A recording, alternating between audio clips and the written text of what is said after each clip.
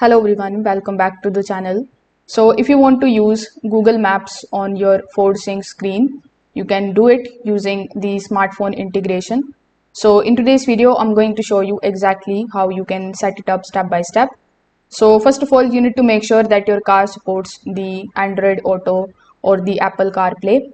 So these features allow the applications like Google Map to display on your car screen. Now, most newer Ford screen symptoms supports it. After doing so, you just have to connect your phone to the car using a USB cable or wireless connection if it is supported. On Android, simply launch the Android Auto. On iPhone, you just have to launch the Apple CarPlay application. Now, once connected, your car screen will switch to the interface. So you need to tap on the option of the Google Map, and then you can just simply search the destinations and start the navigations directly from the screen. Now, if in your case, if the map doesn't appear, you can just simply check your phone's settings. Just make sure that the location, data, and the app's permissions for Android Auto or the CarPlay are enabled.